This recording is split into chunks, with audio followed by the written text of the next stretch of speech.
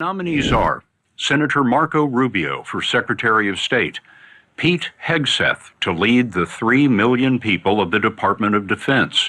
He's a combat veteran, most recently a morning show host on Fox News with no government experience. Former Congressman Matt Gaetz for Attorney General, in charge of law enforcement. Gaetz has been investigated by Republicans for alleged drug use and sex with a minor. Gaetz denies those allegations. Former Congresswoman Tulsi Gabbard for Director of National Intelligence. She sought a pardon for Edward Snowden, who leaked U.S. secrets and now lives in Russia. And Robert Kennedy Jr. for Secretary of Health and Human Services, a skeptic of vaccinations. It's up to the new Republican majority in the Senate to decide whether these nominees are equipped to represent the American. Did you see it? Did you see it? You see how they can't focus on any one thing? Michael just said it right. Michael's like, 61 Minutes should have just said, listen, all these picks suck. We don't like them. They don't know what to do. They're like, this guy. I love the line, too, about Pete Hegseth. They said that Pete Hegseth has no government experience. Yeah, outside of working for our military in combat and getting 2 Bronze Stars. You're 100% correct, Scott. No government experience at all. I believe these assholes. Pete Hegseth has no government experience. What was he working for? Fucking G.I. Joe? Who'd you think he was working for in the military? That's the government, you dumbass.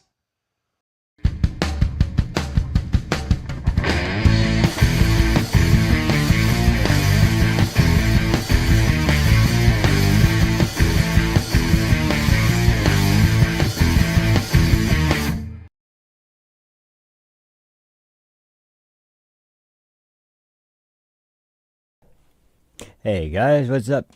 And happy evening, happy good night, happy late night, whatever it may be, wherever you're at. Thank you very much. And apologies for the extremely late stream. There's been some stuff going on today, and I'm just I'll go over it really quick because I don't want to make this about that. But yeah. Ultimately, yeah, I didn't want to miss a show because I was kind of kicking myself over and over again, saying, "What can I do? What can I do?" And somebody just said, "Why don't you just do it anyway?" I was like, "Yeah, sure. Well, actually, why don't I just do it anyway?" It's such a simple solution. I should have just thought of it. But so shout out to my brother actually for the one that suggested that to me, because it should have been obvious, but I was just like freaking out about what I should do, what I should say, and yada yada. So anyway, yeah, as far as that goes, we've got basically we've been kind of planning this for a while, and it's kind of come down to the point where we had to basically get ready to do this. So we have a cat that's not in great shape. It's was mostly an outdoor cat, and just like last winter, I think it was just a really, really cold winter, and he was outside all the time, and just more or less an issue where you couldn't stand to see him out there freezing every night. And I mean, we already have 3 dogs, 3 cats.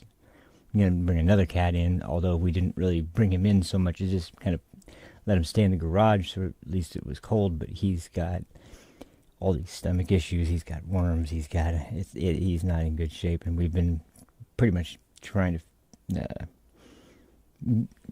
just basically at this point, there's not really much that we're going to be able to do for him, and so we're going to have to put him in the kennel, and yeah, we just have to take care of that. So rough day, but like I said, we've already got so many pets that we're all close to the animals around here, so it's not. I was just talking to someone else in the family today. It's great having pets, but it always sucks because once it's time, they inevitably are going to not outlive you. So yeah, it's always hard when it comes around time to have to put them down, but it's better that than let them suffer until they die a natural death. There was only one case actually where we had a cat who kind of disappeared on us before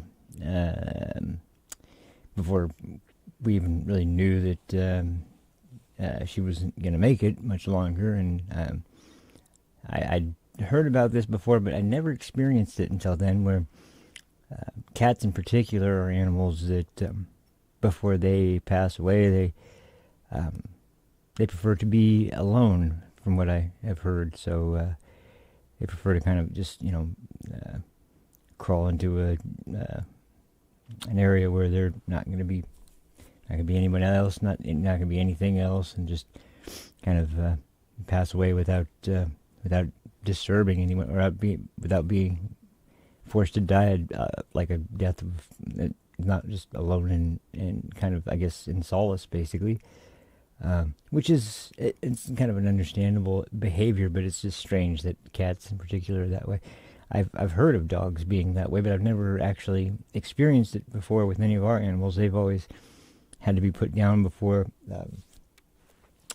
they reach a point where they're obviously not. The last couple dogs we've had were just like they had all sorts of health issues, but they were still. You could tell they were still something in there from their old younger self. They were struggling and they just couldn't bring it out anymore. That's the saddest time. But anyway, I didn't want to be melodramatic about it, didn't want to be over dramatic about it, but I did want to let you guys know it was because of something, at least for me and the family, is kind of a tough thing for anytime there's something like that going on. So anyway, but with that said, I'm here, and like I said, I wasn't going to miss a day. I'm not going to miss a day. I've been through too many years of getting prepared to do this for me to just let a day go by without, especially with stuff going on as much as it has been, and now's no exception. I didn't want to. Hold on just a second.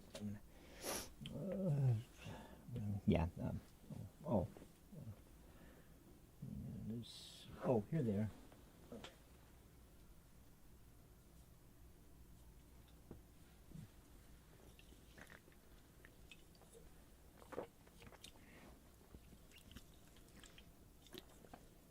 There we go. Opened a case of vitamin D. And I was going to take that before, but I didn't have time, so dropped it. And vitamin D, good for you. Anyway. So, let's get started. Sorry. There's a couple things going on. I was going to save the more scary and more imperative news, I guess, for last. But yeah, we'll go over this real quick because I'd heard about as you heard from the intro with. I'm sorry I didn't prepare it. I was trying to rush to get a few clips together, and I did find some good stuff, so that's not a problem. But I forgot to put it once again in the intro, so had to slap that in there really quick. But as you heard from the intro, there's still all this controversy over Trump's cabinet picks, and it wasn't really emphasized in the opening clip, but still probably more than anybody other than, like, I guess Robert Kennedy Jr.'s up there, but the only other one that is really getting a lot of constant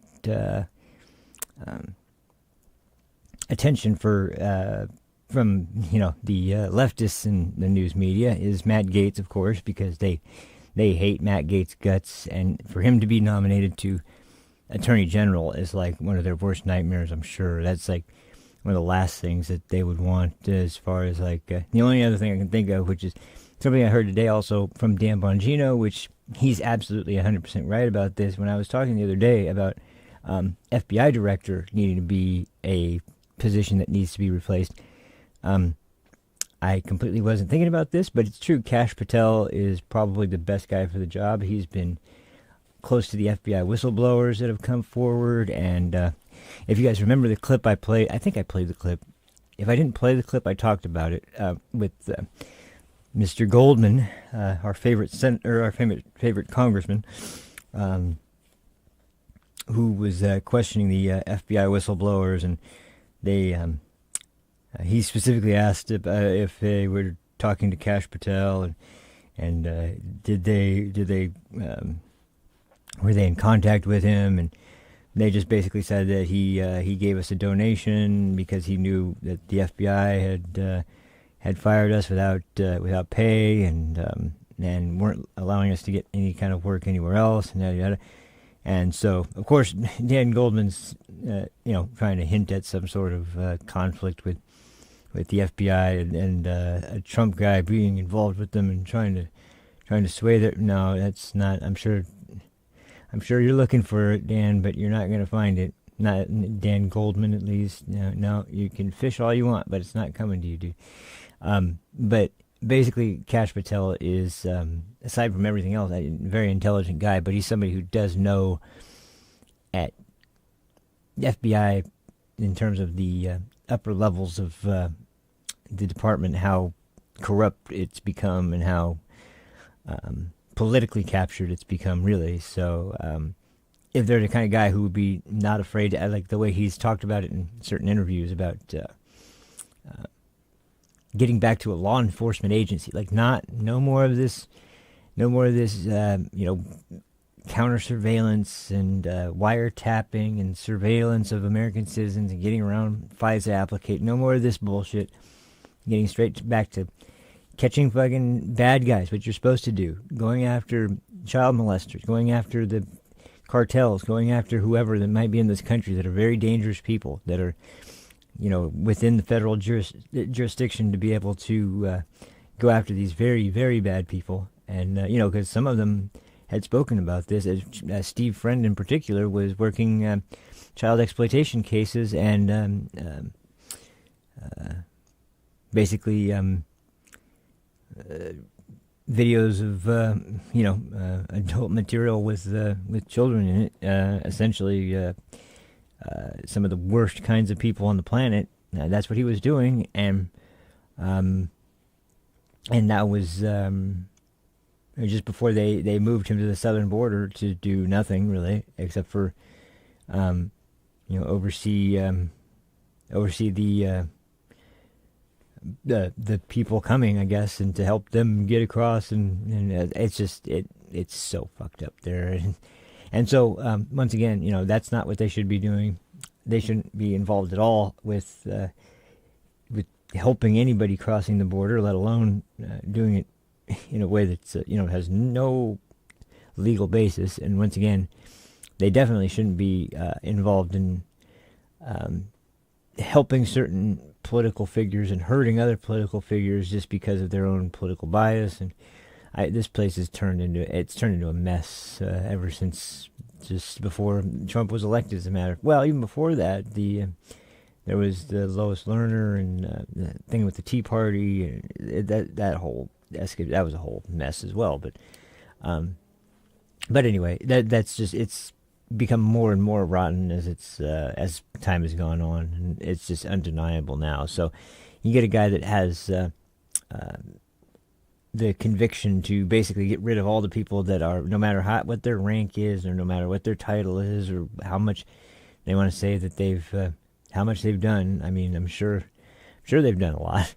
It depends on what that stuff is that is the important part. So anyway, but Matt Gaetz, for the time being, is probably the enemy number one for the left who's coming in for Trump's, especially as Attorney General, because once again, now we're dealing with federal law enforcement again, and this time it's more on the judicial end, and the they never mentioned he's a former prosecutor, that he was practicing law for a long time. He's one of the most knowledgeable people when it comes to United States law, when it comes to the House of Representatives, and on top of that, he's been probably more outspoken and devoted as a Trump loyalist than just about anybody else in Congress that I can think of. So that's definitely one reason why they don't like him. He was very, very outraged at the Mar-a-Lago raid, and he was really out at first. He was really out front trying to figure out, what in the hell's going on here, until it became clear that, okay, this is just them trying to screw with Trump, so that, and we all know what happened because of that. But Hey, what's up, Eddie Madison? How you doing, man? I know I'm late, but I'm here, so um, I'm doing good, though. Thank you very much. But anyway, so yeah, and then the thing they would use it to go after him mostly is the this weird sort of allegation. I've heard about this before. I hadn't heard that much about it until today. About his supposed participation in some sort of underground child solicitation for like prostitution ring or something, and him having sex with an underage girl and and paying her and all this other stuff. Like it's this weird. It all seemed really strange as far as like just this coming out of nowhere. And believe it or not, the first place I heard it from was actually good, man. Good, glad to hear it. But yeah, the first place I heard this from is from actually, of course it would be him, but Kevin McCarthy, who's still, obviously very angry about, which I can't blame him, although I can say that, he did make a lot of promises, and I don't know if he was the best. Nobody really, I think, that's actually really committed to the agenda of Donald Trump was particularly thrilled about Speaker McCarthy as the Speaker of the House. But I can't say I love, as I've said before, I think Mike Johnson is a fantastic senator. I don't know how much he is somebody I would think is the most fantastic speaker, but as far as being the congressman that he was, and being able to grill witnesses and really dig into the substance of things, he was very good at. I mean, he's one of the people that really frequently got people to, on the left especially, to go, Mr. Chairman, Mr. Chairman, Mr. Chairman, Mr. Chairman, Mr. Chairman, Mr. Chairman. Yeah, every time there's something that they don't like, you hear Mr. Chairman. So, Mike, believe it or not, he was kind of quite a disruptor when he was just another member of Congress, and then he becomes a speaker, and lo and behold, he's got a totally different story, which I feel for the guy, definitely. I think that he has had a very difficult time having only, half the time in the majority of the Senate or the House to be able to actually grab the reins and actually be in control. But I will say this, despite his shortcomings, he has done a decent job at the very least, kind of doing his best to hold the line. Now, the problem has been more or less not necessarily him, but certain individual members that have not really wanted to, as their right is to object to certain things. But I think back to the impeachment of Alejandro Mayorkas, and a lot of people didn't think that it could get out of the House, but it did, and so the only reason the impeachment didn't work out is because of, as we've discussed before, Schumer, but that's a whole different story. But the point is that a lot of people didn't think it would even get past the House, and it did. So they did their job, and once again, there's a lot of things like H.R. 2 that have made it out of the House, and Democrats just are effectively have sat on their hands or just tossed them to the side and not given a shit in the Senate. And so once again, it's not that he didn't actually do what he said he was going to do. It's just that when you look at the Senate, and I've said this over and over again, when you look at the Senate and what they're actually doing, and you think to the idea that so many people disapprove of the job that Congress is doing as a whole, well, look at both sides of Congress, and look at what's being, what one side is doing, what the other side is doing. Well, you got one side that's got investigations constantly ongoing with Democrats kicking and screaming and causing a fuss and making it difficult every step of the way, and yet they're still managing to do it and still managing to get a plethora of information about all sorts of things, from the Hunter Biden situation, all the way to the what do you call it? The Butler shooting of President Trump, to it's like the school board situation with Merrick Garland. It's like they've really dug into all that stuff, including the border, and they've tried to pass legislation several times that has made it out of the House, and that's about all they can do on their side. They can't force something through on the other side, which is under Democrat control. And even the Republicans on that side, that's the side where you have the people like Mitch McConnell and John Cornyn, and now the next speaker, John Thune, which is such a shame that Rick Scott didn't get the nomination. That really would have been, I mean, nothing against John Thune. Like I said, I don't really know that much about John Thune. I just know that he was one of the McConnell guys, but I did see a video from a while back. Now, granted, this is a while back, so who knows how accurate this is of John Thune today, but I did see a video of him in Senate from a couple of years ago where he was actually in hearing and actually doing some questioning of somebody associated with, I believe it was FBI. I don't know. I don't think it was Christopher Wray, but it was somebody at FBI, and he was grilling pretty hard. I mean, he wasn't giving him any leeway to just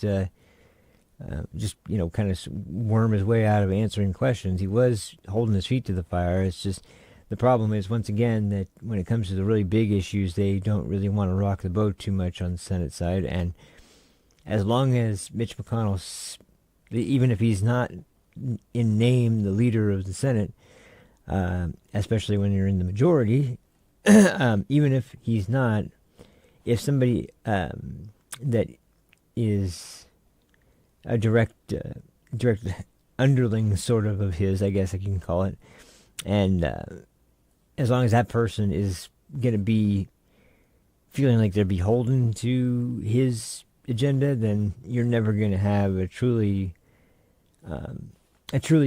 Trump-backed, pro-Trump Senate as well. Now, they're going to be Republican. That's going to be a huge step up from Democrat, but it's still going to be difficult to get the most important legislation passed. Although I think in the cases of the big stuff, it's all going to be pretty agreed upon, as far as like economic situation stuff with the border, stuff with law enforcement, etc. The foreign policy is where there's going to be the knockdown, drag out sort of situations, because the biggest thing obviously would be both Ukraine and Israel and Gaza and Palestine and that situation, which we'll be talking about at least Ukraine pretty soon. Like I said, there's one big scary topic for today. But the reason I bring up all this is because I heard some of the details of the allegations against Matt Gaetz today for the first time, and I should have known how flimsy they would be. I guessed that they would be pretty bad and like more meant to be intimidating or to sound like, oh, this guy he can't be trusted. He's that crude and that undisciplined that he would be. It's like no. Hold your horses before you get all invested. But that's the hard part, especially when you start making allegations along the lines of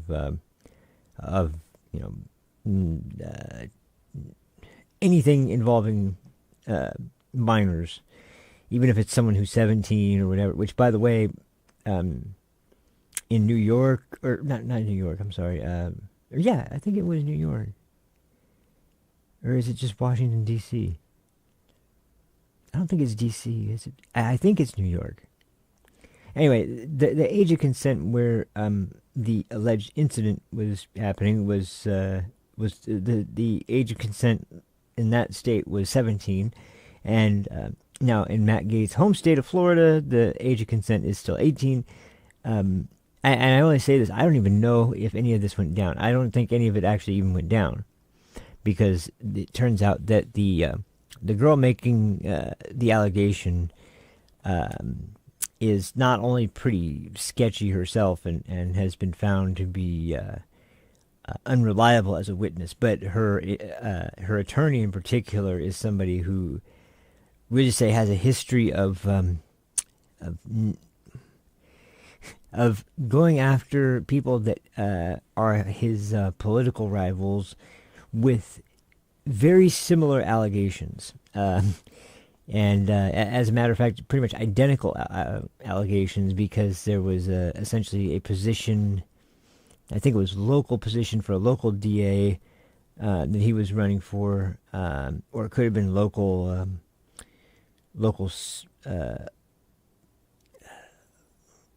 House of Representatives or something. I can't remember exactly the position. It was local government though, and it was pretty high up position.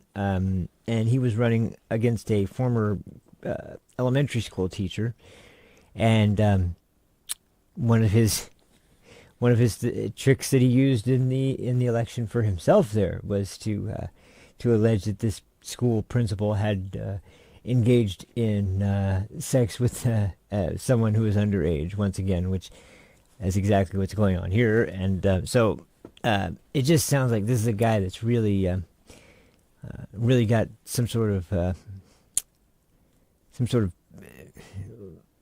like, nobody really seems to want him to be a candidate or wants him to be elected to these offices, but he manages to come up with these ways to go after them in a legal way to attempt to turn public opinion against them, and hoping that because that's one thing that leftist news organizations are good at, is spreading bad gossip about Republican candidates for any office. And so it's pretty interesting that he would use the exact same. I mean, when I heard the way that it was described, it was like exactly the same. 17-year-old girl had sex with this guy. This guy, similar to what he alleges about Matt Gaetz, didn't know that she was 17 until after the sexual encounter. And then afterwards he paid her, and then waited until she was of age, and then began the relationship with her again. Yeah, I mean, it's almost exactly the same for both in both stories. So it's just, when you have something like that going on, it's like, okay, even if there is any grain of truth to this, it's there's no way that you just happen to know two people that you're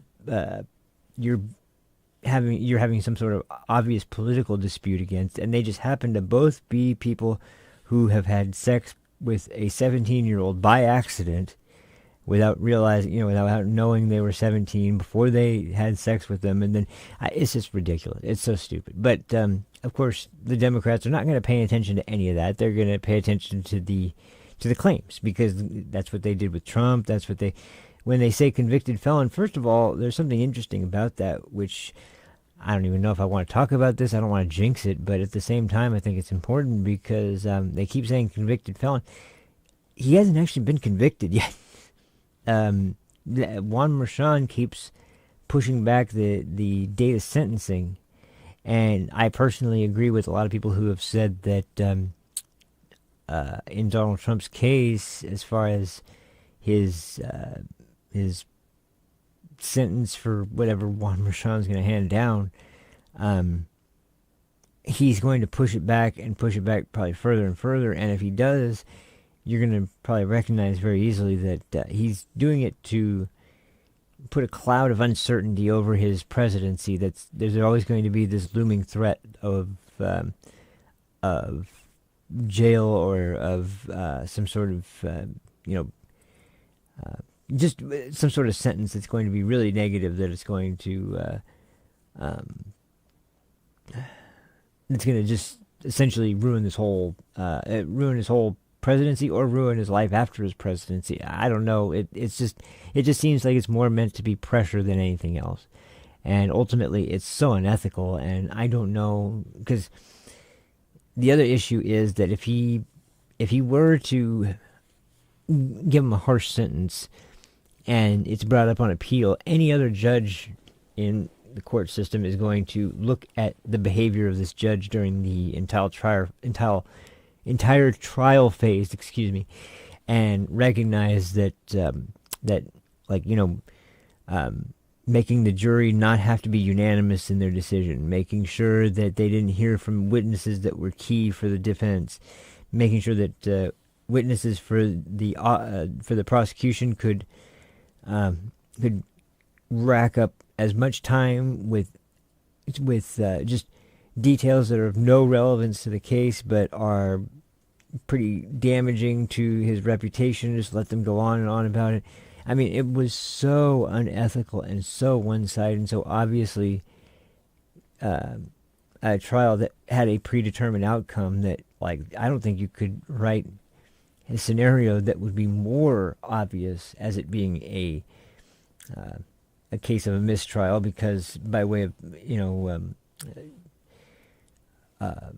political bias, than in this case, because it was so obvious with every step. Not to mention, his daughter was making so much money off this case while it was going on, as well as the fact that he had previously donated to Democrats. And once again, I've heard people bring this up and say, like, well, it was only a small donation. It's like, yes, okay, but once again, I don't care how much money it is. You don't just hand money to somebody if you dislike them, or if you are trying to. If you're a judge, and you're supposed to be impartial, and you know that even in a small political contribution, could be interpreted to be favoring one political party or one political candidate over another. And you are bound by your oath of office to remain impartial, and even the appearance of being impartial is going to make it very difficult for anyone before you to feel like the case they're going through is going to be treated in any way fairly or impartially. Like, once you have that kind of reputation, like, you think that you're going to get it back? And anyone that really cared about that position would make sure that, no, I don't do something like this, even if it's a small contribution, because that, regardless, it shows you that you're giving money to somebody that that just has to mean one thing, that you support that person, period. You don't give money to something you don't support or don't want to receive something from, or you're not trying to help in some way. So, like, it's just, sure, okay, a small amount, big deal. He still supports this candidate. Now you have the direct opposition to that party and that candidate, and we're supposed to think you're impartial. There's no way. So anyway, I just think that the whole thing's a charade. And so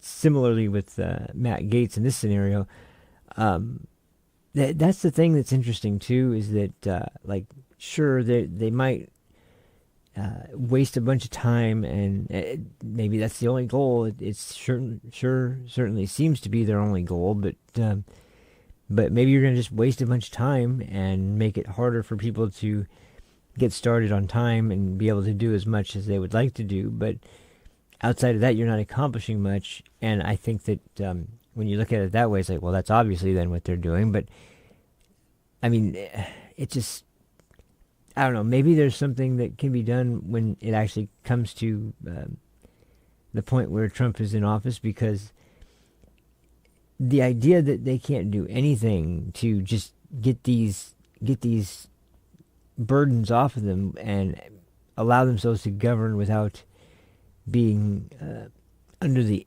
added weight of having charges that are pending, that are, in Trump's case, have been adjudicated and found guilty, but not charged yet with, or not sentenced yet.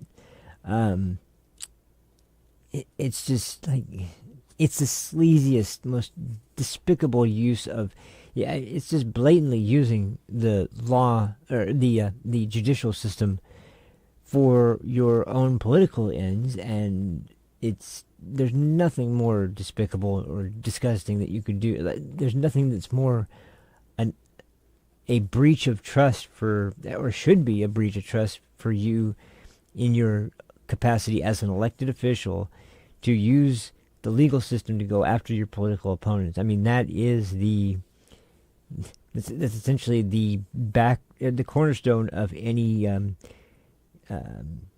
dictatorial or totalitarian state, and they want to call Trump the fascist and the dictator, and it's just, oh man, it's really a case of what is it, McCarthy? No, not McCarthyism. Whatever it is when you accuse someone who is when you accuse someone of the exact same thing that you're guilty of, and your way of dealing with that is by constantly pointing out that, well, this person did this and this and this. It's the same thing that you're guilty of. It's like, I guess it's a sign of an empty or of a guilty conscience, I guess. That's the best I can describe it as. But anyway, that's the situation there. And of course, with RFK Jr., as you can hear, they're still just going on and on about his being anti-vax, and he's gone on so many television shows now and been in so many interviews and talked to so many people and just constantly saying,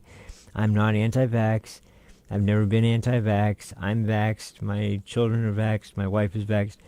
The only thing I was really questioning more than anything was the COVID-19 vaccine, and there's been times where I've questioned other vaccines, but been able to get some answers on, and he's just a guy that is curious about, and there's nothing wrong with this. There's a reason that we have labels on our food that's supposed to be printing accurate information about what's actually in it, and the problem is that when you look at the names of the types of ingredients that are in God knows what kinds of food you're going to buy, it's always a bunch of stuff that you have no idea what it is or what it's actually doing, and so I don't know, it's just completely disheartening that you can have a legitimate grievance like that, and you raise it, and then suddenly you're the bad guy for raising these questions. Like it's just unconscionable to even believe that there's something wrong with it. Sorry, but there used to be a time when the Democrat Party was also questioning things all the time. Like if they weren't questioning the weapons of mass destruction thing in Iraq, we may never have really known what a egregious lie that was. And now with today's modern Democrat Party, I have no idea if they would even press the issue, because it seems like they're too interested in exposing government corruption. But anyway, so that's the case on that.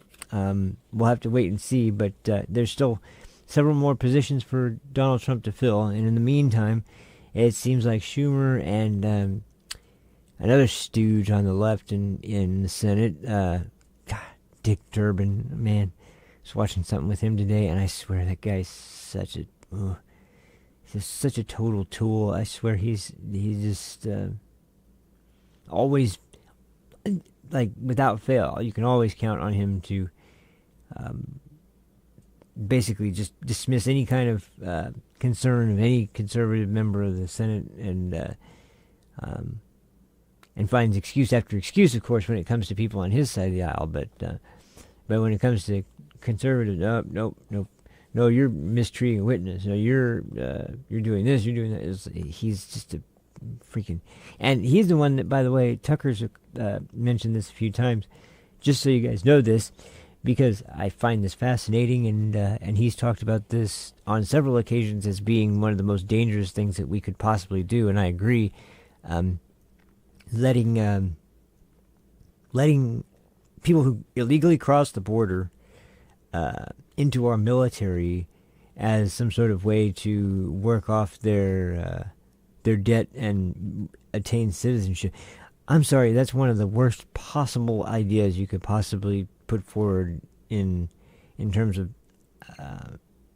solutions for our recruiting problems. Like, hey, why don't we just recruit from the illegals? Like, yeah, okay, people that have no respect for our country, and the first thing they did was break the law to get here. That seems like the perfect people we want representing us in foreign conflict. Who knows what kinds of ethics they have, or the ethics of the country where they come from, and how they're going to actually behave in war, and if they're going to be even trustworthy at all. We're going to hand them weapons and put them into combat zones. I don't think that's a great idea. And of course, he gets up on a tirade about how that would be such a noble and selfless thing to do, and it would be something that would allow them to prove their allegiance to the country by making sure that we give them a pathway to citizenship. It's always a pathway to citizenship. And it's like, maybe there's certain things more important than just a pathway to citizenship. Like maybe the will of the ones who already have citizenship. Maybe that's a little bit more important, but that's just me talking, so I don't know. Anyway, so on to the main subject for today. I don't want to go too long on any of those subjects, but this is really serious because we haven't really talked about Ukraine much since I started this channel, and that's mostly because I really, to be honest, I really hate talking about the subject. I think that the whole thing is a complete disaster, and it has been since it first started. I can't believe that, even I, for a short while, believed that that there was this Ukrainian spirit that was fighting so valiantly, and they were standing up to Russia and blah, blah, blah. Even I had this sort of weird hint of a belief that, maybe they're right, maybe they are able. It's like, and then you take a step back and you think about it, or you wait like a week and you think about it, and like, okay, what's going on now? Oh yeah, they're steamrolling Ukraine, yeah. And it's just because of the idea that Ukraine was never going to be able to match the actual the actual number of soldiers willing to sign up, nor were they going to be able to muster the international support to attempt to get in the way of Putin getting some sort of control over at least some regions of Ukraine at the bare minimum, because as I've said before, the main thing you can tell, and this was confirmed on a clip that I'm going to end up playing, I'm sure, actually, that Putin has been very selective in his targeting of Ukrainian areas. He's not just carpet bombed the entire region. He's more or less kind of seemed to be sending messages with his strikes that and that's not to say that he hasn't done some really really vile things, because absolutely, of course, but it's war. And my biggest problem is that everybody is rightly so very critical of Putin, but nobody is talking about Zelensky and how he's essentially already allowed probably the majority of the men in the country to be slaughtered, and who knows if they're ever going to be able to, reach a state where they'll be able to grow their population after this conflict, because of how many young men have died on the battlefield. They just have been throwing them into a meat grinder time and time again. It's just like, yeah, here, go run head first into this brick wall and just keep running until you break it, or you break your head. And inevitably their head breaks open before they break the wall. It's just, it's ridiculous to keep sending these young men out on suicide missions. And now they've been here for a while. They've degraded to the point of anyone who is attempting to leave the country and is a male of the age to be able to hold a firearm. They're just pulling them off of buses and sending them right back to Kyiv to to get a firearm and march them off to their deaths. And we're behind this group of people like they're so benevolent. Not to mention the fact that, whether you're someone who believes it or not, there are definitely priests in Ukraine that believe it, and there's definitely, members of the church itself that believe it, and I think that's a little bit more reliable than someone who knows nothing about Ukraine talking about how no, they wouldn't do that to their fellow citizens just because they are a part of a different religion. Okay, so how do you explain our own sorts of stances on the acceptance of a type of religion that we know is going to be detrimental? It's just like it's so wild, and really it's been mainly because they're critical of the war, and they're critical of the idea that Zelensky is the most the best leader that they could have, or that he's making the right choices in this conflict or whatever. Now, I can say this much: he is effective at coming and making grand speeches in front of Congress to get them to all jump and shout for joy because he's going to apparently, I don't know what. It's so ludicrous, and the whole thing is so stupid. But here's the part where we're at right now. So, and I'm going to play a clip from PVD podcast when we're talking about this. But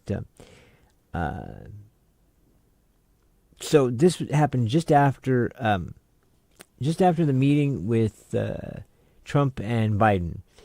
Now, I have my own feelings about this, which I'll wait until we watch the clip to talk about this part. But for the time being, we just know that the administration has, since that point, armed Ukraine with some.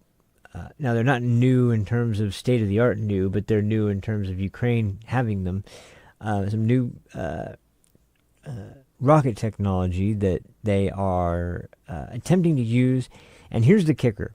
Here's the part where it gets really bad. Attempting to get them to use either by on foot going in or by some potential of the weapon that they're using, be able to fire in such a long range that it will be able to strike deeper into Russia than they've been able to strike before. Now, there's some very serious reasons why I think this is one of the dumbest things you could possibly do. But of course, they're gonna defend the leftists are gonna defend it because it's democracy. It's Ukraine. But once again, going back to the Iraq War, for example, we were told the specific reasons why, and we heard them and we believed them, and the people that served were able to believe enough in the cause that they believed it was worth serving, and I don't find anything wrong with that, but I do find something wrong with the fact that for too long, way too long now, we've been allowing these decisions to be made, and it started with George W. Bush about deciding we were going to go to war with Afghanistan and then go to war with Iraq without seeking permission of Congress before they went. Now, that was always part of our history, and part of the Constitution was that the actual warfare wasn't supposed to begin until all of government was in agreement with the.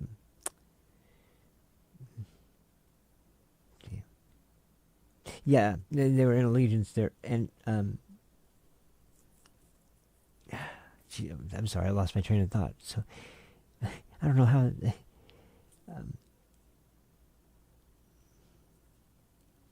Well, okay, let's back up a little bit.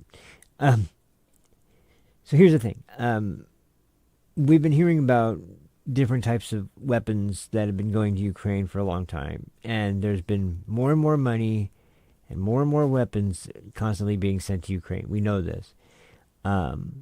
We know that Putin has been slowly escalating his rhetoric, which I have a big point to mention about that. But once again, I'm sorry. Maybe I should just play the clip, but I just want to make mention that there is.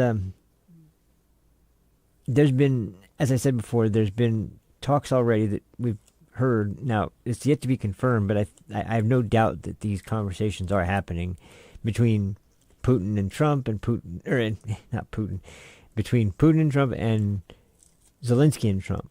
And essentially, they're both being urged to reach a peaceful settlement. But in the case of Russia, because of the nuclear power of Russia, there's of course a higher focus on Russia, not even leaving aside the part of our two countries not being what's the word, essentially seeing eye to eye on everything before they actually go into a position where they're going to be able to do a lot of damage, and they have they've been just discussing with Trump that we need to reach some sort of peace settlement, and I'm willing to facilitate that, but we need to start de-escalating so we can have these talks. And what really gets me is that as the Biden administration is preparing to leave, now they send them these weapons, which you'll hear in a second on the show, that there's been some people that have obviously been against it right from the beginning because we're essentially using or allowing a foreign government to use our weaponry and our resources to make attacks on the Russian people. And not just the Russian people, but the Russian land, and just attacking indiscriminately into Russia. Now, I don't think that is the best idea for a number of reasons, but if you're criticizing Putin for attacking Ukraine and you're vehemently against that, then you should necessarily agree, unless you just hate Russia for some reason and just want them to go away. And don't get me wrong, there's a lot of reasons to not like Russia. It's not a paradise of a country, but at bare minimum, they're obviously an extremely powerful rival nation, and we've been through this song and dance before with Russia so many times, and what's really mind-blowing is that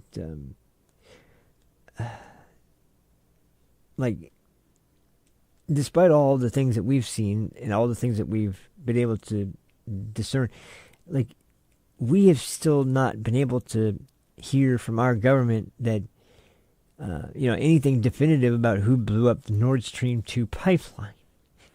That's how little they're willing to even move on this sort of shit. So you can imagine when it comes to something where there really is a real strong vested interest in knowing the truth and the reality of the situation, they're more unreliable and more absolutely completely just some corrupt it's just handing off stuff while we're in the middle of a depression. And I don't know. Donald Trump certainly understands the concept of, when it comes to nuclear warfare, this is something that should never happen. The idea that anyone's even discussing it is bad enough. Because he's told a story before he was in the White House, but was in the Congress. I don't remember if it was on the side of the House or the Senate, but he essentially has talked to people who know what they're talking about when it comes to military technology, and it's like, yeah, no, once you start talking nuclear warfare or nuclear weapons usage, you're doing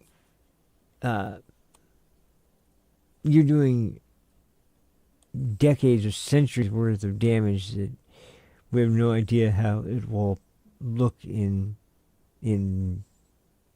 half a year to a year in that country. And it's just so anyway, let me pull up this clip. We'll go on with this because this will let me roll into the discussion a little bit better. And I'm sorry, I can't.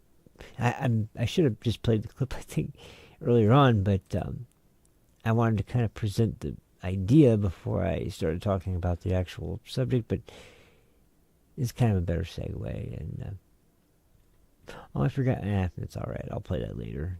There is a kind of funny clip about Al Sharpton and his opinion on Donald Trump's picks so far.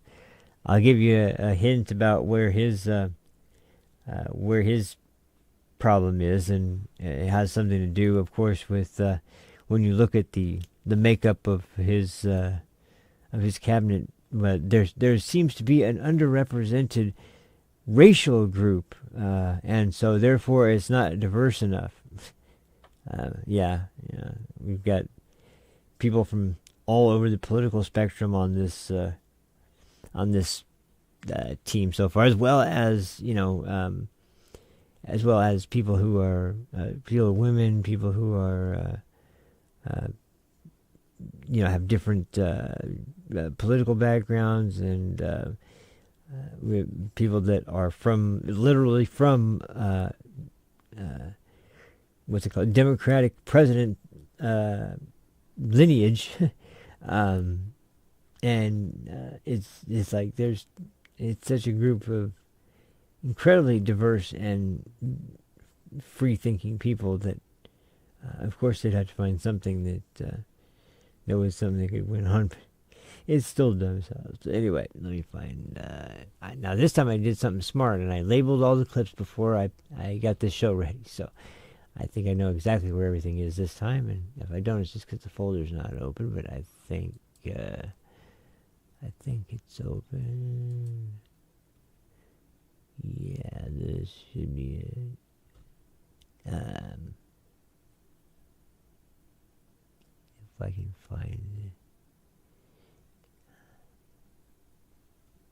Oh wait, no, this isn't the right.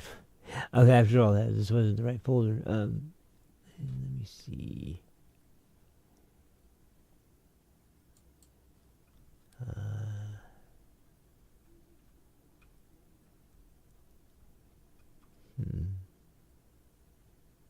Oh, I'm in the wrong folder again. Okay, I'm just going to go to exactly where it is. All right.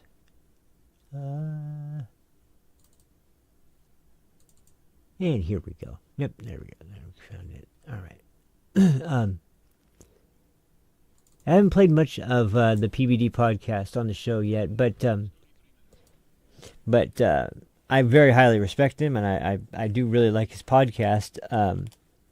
There's a lot of things I agree and disagree with on the show, but I think he's one of the most intelligent people in media today, and he's also got a hell of a way of getting people that are incredibly interesting guests and some people with some very unique opinions to appear on the show. But I think one of the best things ever was when he grilled Anthony Weiner.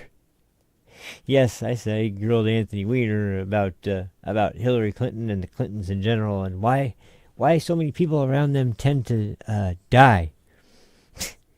And he's so outraged about that he can't even make a good argument, because he's just, that outrage where you just start talking belligerently, you don't make any sense, you're just angry, and so the subject, okay, if it's such an obvious thing, you can't just make a quick argument about why it's so absurd. No, I can't just. It was pretty it's pretty interesting to watch. At the same time, kind of scary to watch because, yeah, this guy had a pretty considerable political power, huh? Yeah, that's kind of frightening. But anyway, so let's get this pulled up, full screen, I mean. And, oh, that's right, I have to do that when it's rolling already. There we go. Okay. All right. So this is from today, I believe. Yeah, this is from this morning on the show. They had Will Kane on the show. I like Will Kane, too. He's an interesting fella. His show is pretty good, too. His podcast, I like it. So, anyway, let's get to this clip, and we'll get the audio on this going. And I think I'm going to need to turn it down a little bit, because it's probably just me. Yeah, it probably is just me. Just a second. Okay, all right. Let's get to this show. Go to New York Times 33 minutes ago. Watch this, folks. Ukraine fired U.S.-made missiles into Russia for the first time. Officials say the attack came just days after Biden gave Ukraine permission to use the weapon to strike targets inside Russia. Now, Zelensky comes out and says the Ukraine-Russia war ends faster with Trump. Rob, if you got the clip, play this clip.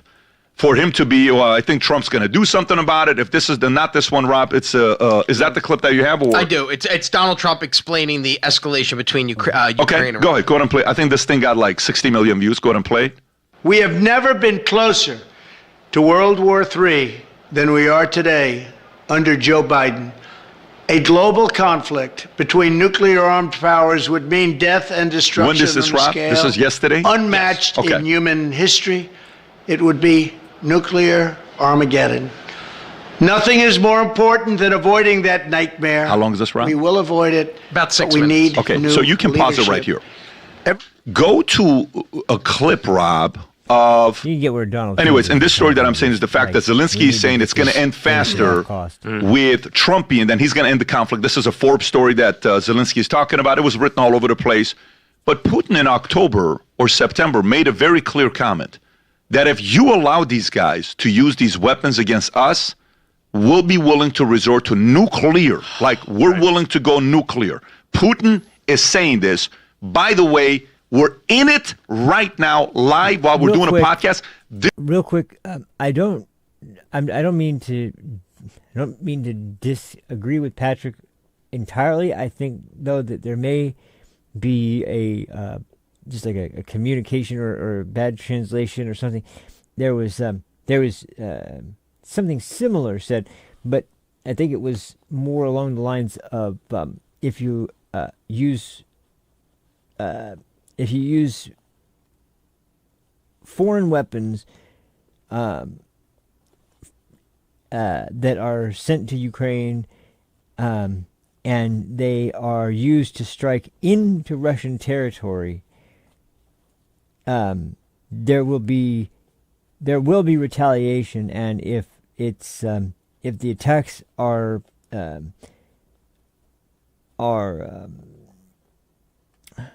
I can't remember the exact wording. See, this is where it's weird, but it's like there was a line in there that's like if there's a line crossed of of these types of attacks reaching into the Russian homeland to the point that they are threatening the lives of Russian citizens, then we will be forced to retaliate with a tactical nuclear strike or something along the lines of.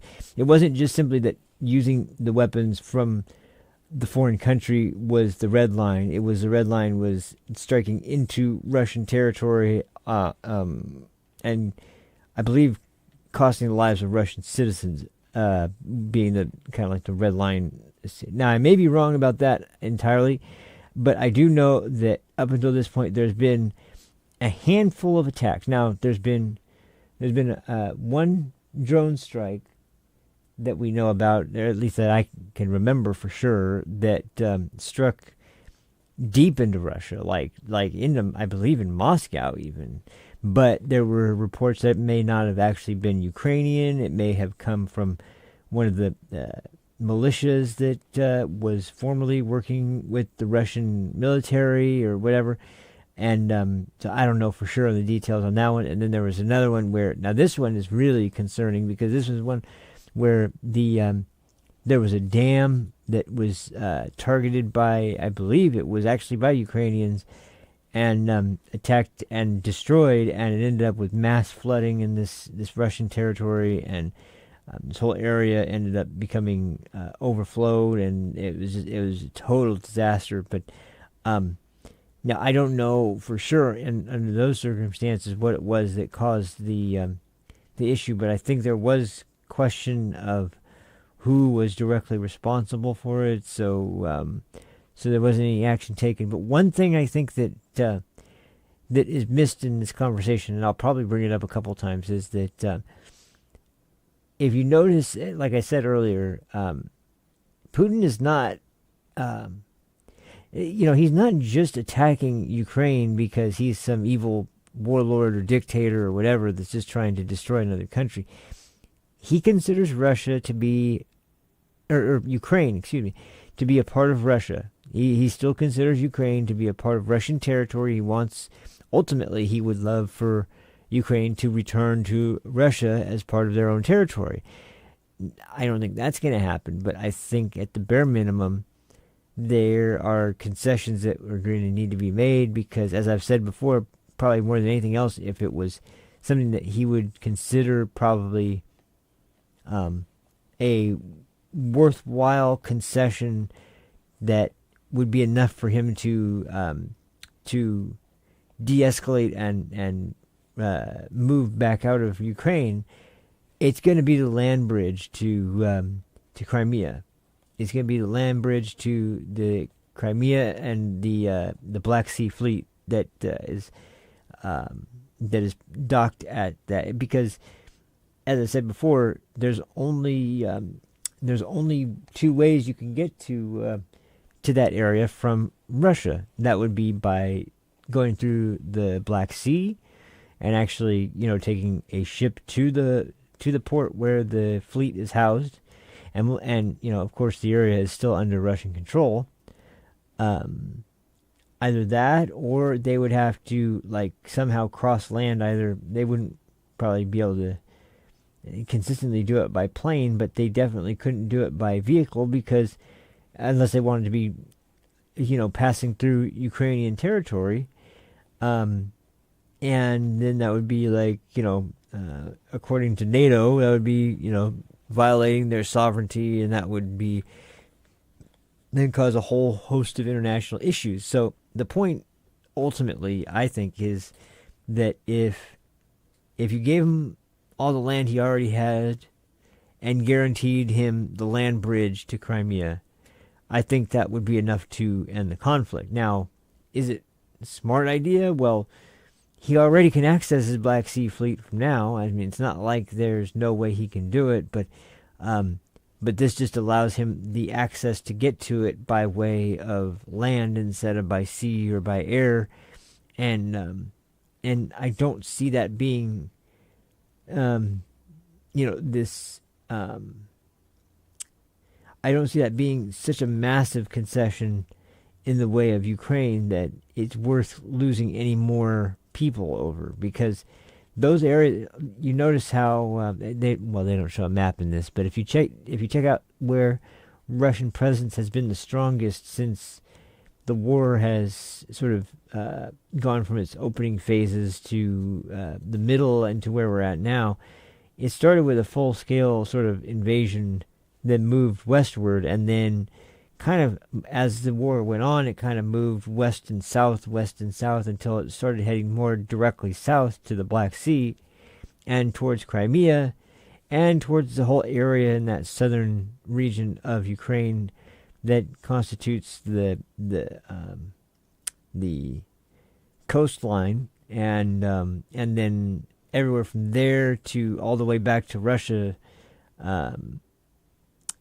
so that, like I said, it makes that land bridge. It makes that land bridge from Russia to to where Crimea is, and then a little bit further, not much, but a little bit further in to the west, and then kind of consolidates itself to the point that there's been a few attempts of, and I think this is more out of a strategy to kind of keep Ukrainians from attempting to move into the area they've conquered. But there's been very, very few attempts to move anywhere further west or further north in terms of claiming territory. And anytime Ukrainians have attempted to enter those areas and try to take back some territory, they've been crushed, because that's where they fortified all their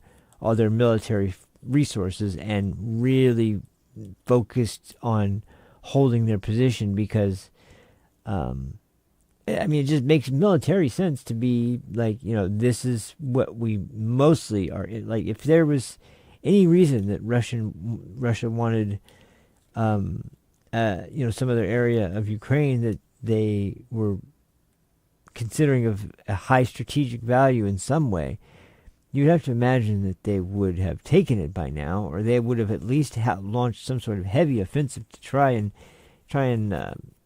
make sure that they enter that area and can hold on to it. But the only one so far is the one that I just talked about in the southern eastern region that is moving west along the coastline.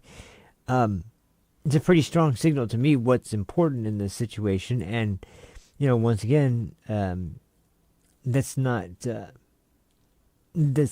something that I see the point, because Russia didn't have. Not Russia. Ukraine doesn't have some sort of massive naval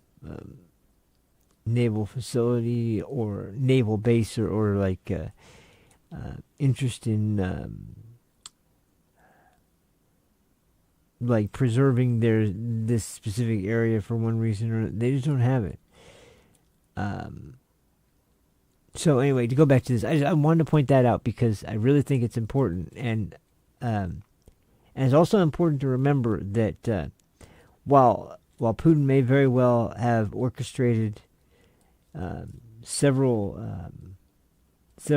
attacks that were absolutely pretty devastating and barbaric to the people of Ukraine, I would also just point out the idea that there's just too much. There's too much that has been emphasized as being this giant threat to the whole region again, and to the area again. Everybody being completely and like. Just like, we'll put it this way. They're still refusing to, like I said, they're still refusing for, at least the Biden administration seems to still be refusing to formally state who it was they believe blew up Nord Stream 2, other than to say it was Russia. And Russia blew up their own natural gas pipeline. It's so absolutely ridiculous and stupid that it makes no sense, but it feeds into the narrative that Putin is a literal comic book villain. That's his level of thinking. He's evil for the sake of being evil, and that's about it. And I just don't believe that at all. There's too much there that what do you call it? That seems like it would make no sense that for anything else. Now, some people that work for Western intelligence or Western military that are in Ukraine have said that they didn't really know, but whoever it was, it definitely didn't seem like something Russia would do, because that's their main money. That was going to be their main moneymaker, and it was also going to be of significant value to Germany as well because of their need for energy right now. And it's just like, and then it got squashed. Well, who would have benefited? And that's obviously what you should look at. And of course, we benefited. And I didn't know this, but South Korea, where there's a lot of stuff made that is like extremely high value as far as like not just to the Ukrainian cause, but to the morale at this point, because Ukraine's morale seems to be really, really getting dangerously close now to being completely overloaded. So anyway, I'll go back to this now. So I just want to mention that part about the territories. So this is going on. So somewhere in Russia, Kremlin, wherever it is, Putin is sitting with his handlers and his people saying, what are we doing next? Will, what do you think happens here? So I think Biden is playing with fire, but it might not be the raging inferno we're afraid of just yet. Today on the Will Cain Show, I will have Eric Prince on. I spoke to Eric recently and asked him about this. Eric Prince is the former founder of Blackwater, incredibly intelligent when it comes to global affairs and warfare. I asked him also about the fact that North Korea is devoting 100,000 soldiers to Russia as well. Here was Eric's response to those two things. That's fodder. North Korea devoting soldiers to Russia is basically human fodder on the front lines in Ukraine. Secondarily, he said these missiles that are being used are not top-of-the-line stuff. It's not the muscle the United States could be allowing the Ukraine to fire into Russia. So maybe perhaps not the inferno that we're afraid of, but still playing with fire. Biden and the geopolitical establishment in Europe and the military-industrial complex here has a hard-on for Ukraine. They just simply do. And this is one of the biggest reasons the American public wanted to bring in Donald Trump. I have full faith that the negotiator, the strong man, the clear leader that is Donald Trump will be able to keep this from metastasizing into World War III. I think Putin knows it. I think Zelensky knows it. And I think we're headed towards a peace deal, hopefully even before Donald Trump takes office. Because as Tom pointed out earlier, the dominoes are falling. The world sees the next step for the United States, and people are from Lunchables to Russia. They're getting the world in order. So I know what Eric says, the fact that, hey, these are not the best missiles, we're not using our best, all this other stuff. Go optics. Your name is Putin. There's power plays going around the world. You have to seem strong in front of your people. Mm-hmm. 2 days ago, Biden's giving permission. 2 days later, boom. The headline says those missiles have been fired. And that's why he's playing with fire. That's the point. So Putin doesn't care if it's a 1990, the highest, latest 2024 that they just build with the highest technology, whatever. Putin doesn't. All he cares is you gave him permission. He took advantage of it. During the time that we have a president-elect Trump, this is your last 60 days that you're doing this, no problem. Tom, what do you think is going to happen? Well, Russia's been fighting mostly a ground incursion strategy, right? You take a look at it, it's moved the line because this has been a let's take their land war from the beginning, right? I mean, Crimea and everything like this in response to and spurred by, Ukraine possibly joining NATO and all those things. So it's historically, that's my frickin' land, and NATO is going to make them join. No, I'm not having that. So this has been a land war. This has not been we're going to drop a bunch of crap on Baghdad, make a point to Saddam Hussein, and then go home and then let them rebuild their country. This is a land grab. So he's been doing conventional. And what he hasn't done, even though you've seen the devastation in cities that have been along the way, he has not gone to you see pictures today of major population centers in Ukraine. They look like New York. Right? They look like New York. They're largely untouched. He hasn't hit them.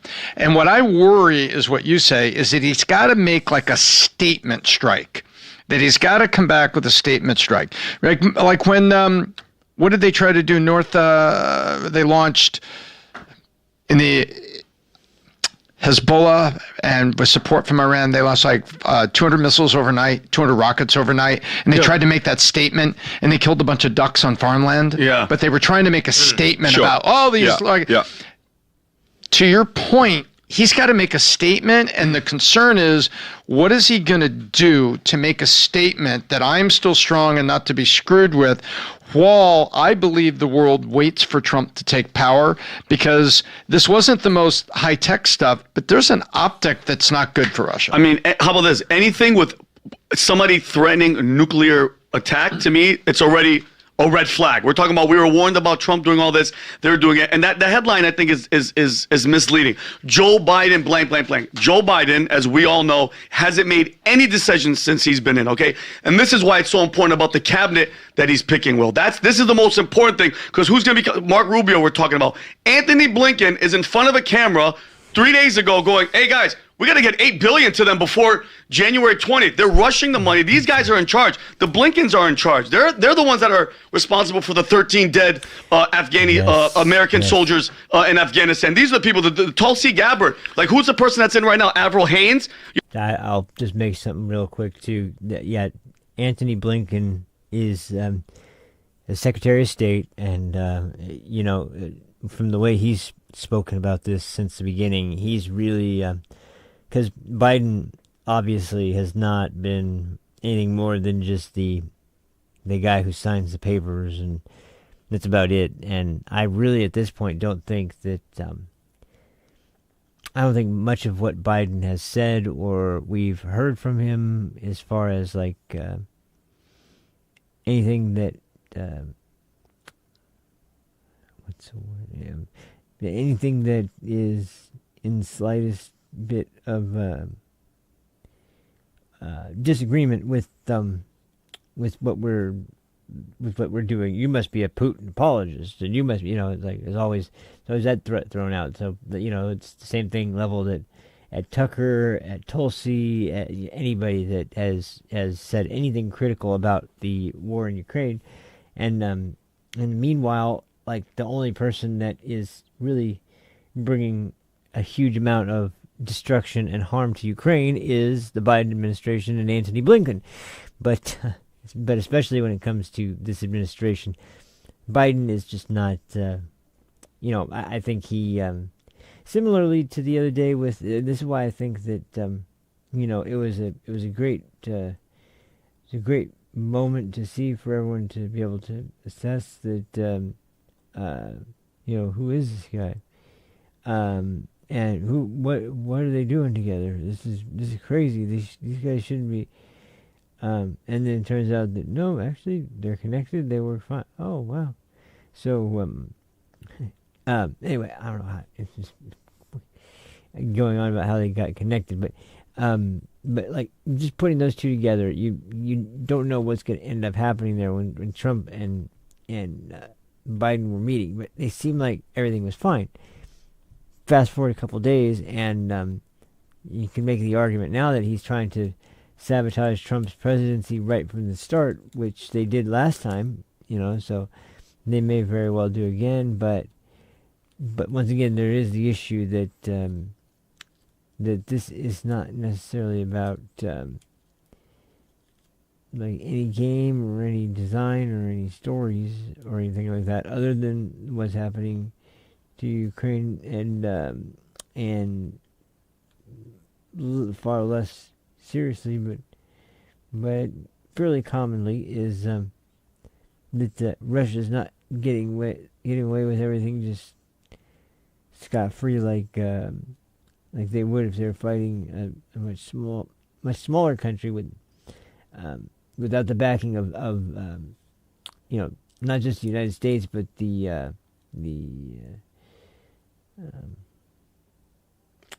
what do you call it? Why can't I think of the name of the name of the treaty is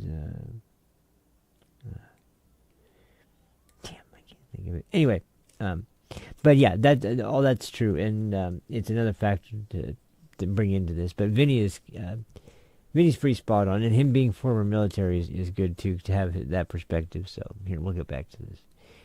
All the spy balloons, all the Russia. How did they not anticipate all these attacking and everything? Meanwhile, you know where Joe Biden is, Matt? He's in the Amazon dressed like Crocodile Dundee. Have you seen what all this is happening? Yeah. Look at Joe Biden. Is this a movie scene? Look at this guy. Where his shoulders go. Look at look at the lighting. Everything is good. This looks like a joke. It looks like look at Yeah, you think that guy's making the decisions? It's the Tony Blinkens. It's the Jake Sullivans. It's all these people that are making all these decisions last minute. Where's he walking to? Where the hell is he going? That's Crocodile Dundee. You know what it is, walking off though? into Think the about, jungle. Vinny, this is kind of weird to me. And let me tell you why. Let's just say you and I were enemies. Okay? And I come out to you and we have dinner, me, you, and your wife. Okay?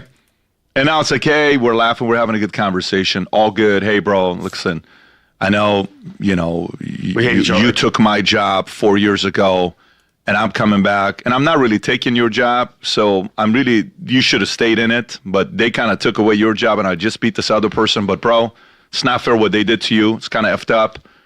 And but listen, respect to you, 45 years you gave, awesome, lots of respect. And I'm leaving. I'm in my plane. I'm going to a UFC fight to go hang out with John Jones and Dana White and everybody else. Yeah.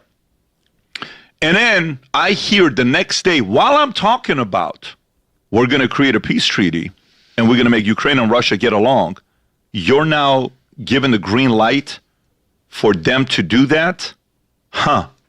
2 days later, Ukraine actually executes on your permission that you gave me. Then I'm Trump coming out and saying Joe Biden is about to cause World War III. What happened to that meeting that we had? So this makes me a little bit uncomfortable to know what the hell just happened. Yeah. I thought we had a good conversation together. So this is either a few different things to me. It's either one, what you said, Joe's not doing it. Everybody else that's in there is making a decision. They're saying, hey, let's sell a few more missiles. Let's cause a little bit more of this that's taking place.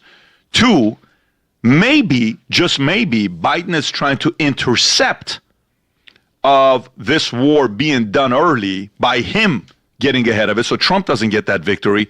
How? I don't know how you go about doing it the way that he's trying to do it right now, but it makes me very uncomfortable that it happens a day after you and I visit, 2 days after you and I visit, and I thought we had a cordial conversation together, and then you come out and do something like this?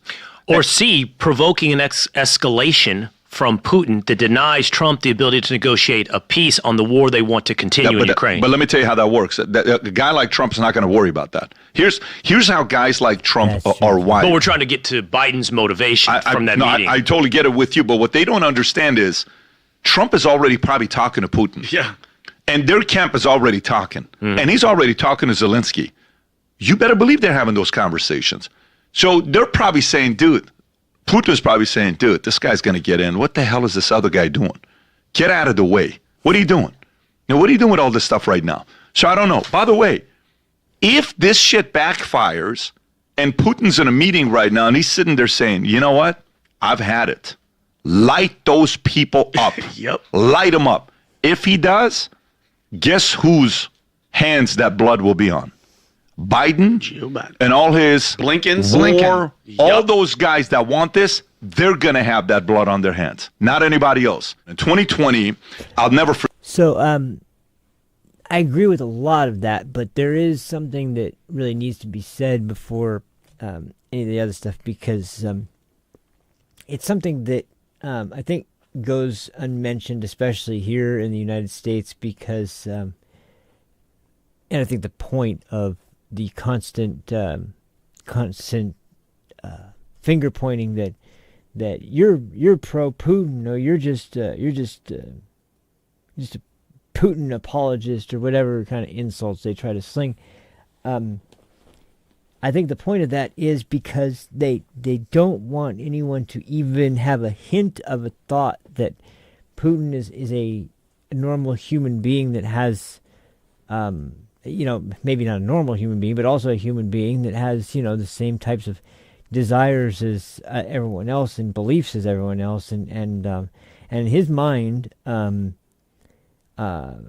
there's one thing I can say, and I've said this before, so it was something that I sort of gleaned from the interview with Tucker Carlson on Putin, which was that there's hardly anything you can gain in terms of understanding Putin very well from that interview. But one thing that's made abundantly clear throughout that entire interview, without a doubt, And I don't care what anybody in the United States government says about this. It's mostly just probably propaganda for the most part, because I'm not saying anything. I'm not trying to say anything good about the guy. This is pretty ambiguous. I'm just saying it's about his personality and what I gained in knowledge from watching the guy speak and hearing the types of language he used.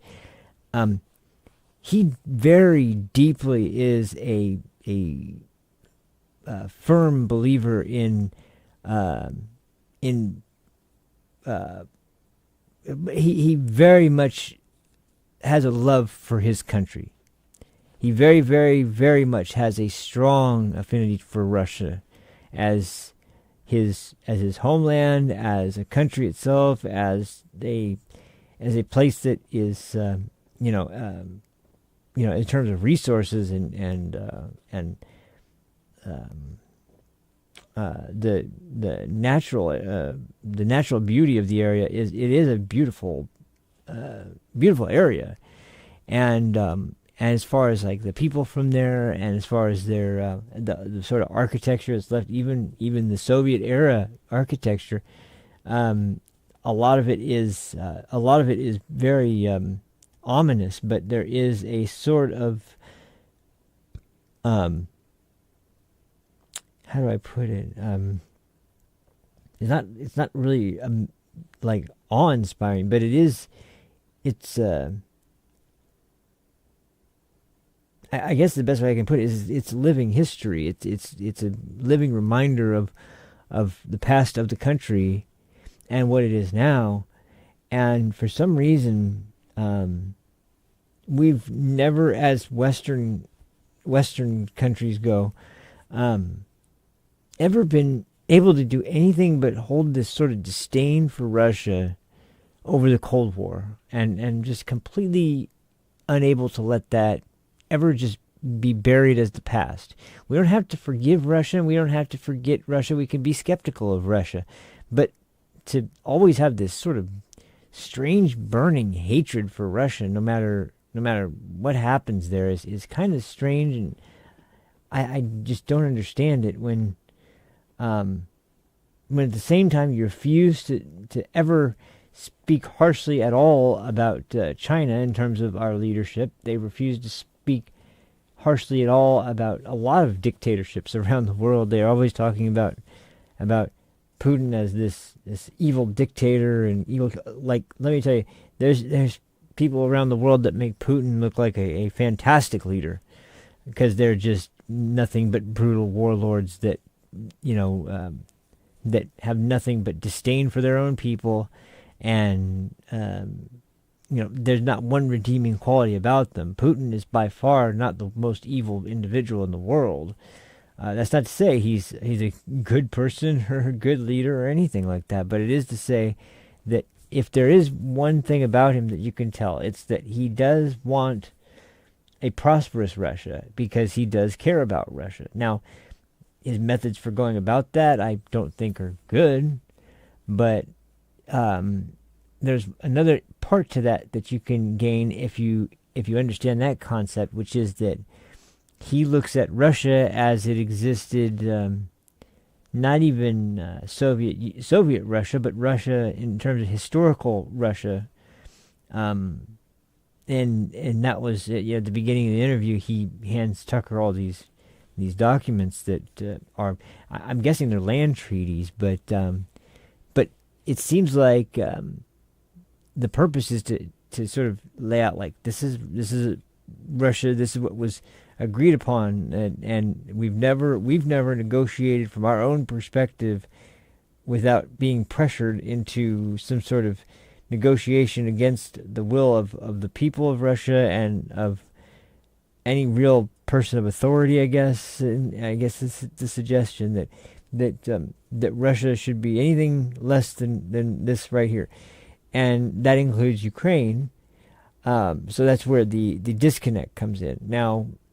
And the weird part is that when left to their own devices, for the most part, there was never conflict between Ukraine and Russia. They were neighbors, but they were friendly neighbors, and there was never like this tension until America got so heavily involved in there. But now, once again, I'm not going to go making apologies for Putin or any kind of decision he's made, but that is to point out that as far as our own history goes, of this idea that we need to insert ourselves into the global dynamics of two foreign governments, that's really it's really a short-sighted way of thinking about it. And to be honest, like take a Donald Trump strategy on this, because I'll mention something that I can see him doing. Like if Ukraine and Russia were to suddenly just unite as a country, and people do have the worry that because of the types of agricultural possibilities from Ukraine and the types of just the resources from Ukraine and how important they are to so many countries around the world. Okay, well, give them the ability to do that, and then tariff them if they want to do something that's anti-American. Like we can sell our products to Russia and Ukraine, and they can sell their products here as long as they're not reneging on the deal. And how prosperous is their country? Well, okay, if we leave them to their own devices, and let's say Ukraine was independent in this case, and they were left to elect their own leader, because we've heard, I don't know if you ever have heard this, but the phone call is out there of Victoria Nuland from the United States discussing how we want Zelensky in there. We think he is somebody who will be agreeable to the United States. Basically a nice way of saying he'll do what we want. Essentially that we don't give a shit what Russia thinks. This is who we want in there. Now, one reason that Ukraine wanted Zelensky was because his messaging, before really the United States seriously got a grip on influencing the guy, was that he was going to finally negotiate some sort of peace treaties with Russia that would make sure the conflicts would end, the fighting would end, and the region would finally be more or less stable, but more so than it had been in a very long time. But the problem is that that for some reason our government, from especially the perspective of the neocons and the extreme leftists, didn't want that. They wanted some kind of conflict with Russia because, going back to the catalyst for all of this, it is the whole idea of Ukraine becoming a part of NATO, and NATO, as a organization allowing in the country that's right on the doorstep of Russia, the country that NATO was formed to put into a box, and that being, because it was mentioned the other day on a show that was discussing the foreign relations of this situation, that we originally, and this is, once again, I always have to caveat this because I want people to make sure, I want to make sure people understand, I'm not trying to be making apologies for Putin or for Russia or anything like that. What I'm saying is that this situation we're in right now is very serious. And is this really a situation so serious that we should have been so flippantly, not serious, at least in appearances, when it came to going into Russia and having our vice president say out loud in front of the world on television that could be seen everywhere that we would love to have Ukraine in NATO. Is that really the Pandora's box that's so important to open that it's worth everything that's happened up until now? I would say no. I would say hell no, not at all, not in the slightest, because we've seen for years, and this is the part I was getting to, was that Putin has, and before Putin even, with the treaties that had been signed before, between NATO and Russia to to put down their principles as far as, well, what is constituting a point to you where you would not be willing to accept this treaty any longer, and Putin's was not to advance any more NATO territory any closer to Russia. Now, we violated that time and time again, and he's warned us time and time again. What's going on here? What's the deal? And it's surprising, to be honest, that especially for somebody who's portrayed to be this, warmongering, evil guy, that as we put more and more countries into NATO that expanded its reach closer to Russia, that he didn't do something more serious sooner. But there's basically like, okay, you left me no other choice, and now you're talking about Ukraine. If Ukraine is somebody that you're going to let in, that's it. There's no more playing around with this.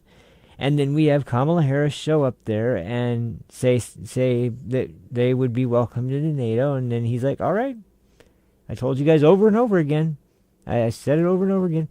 Now, here's the problem.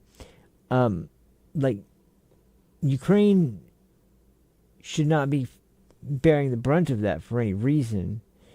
However, once again, because of our own meddling, we have a president there who is beholden to the United States, and so much so, and it's so ridiculous that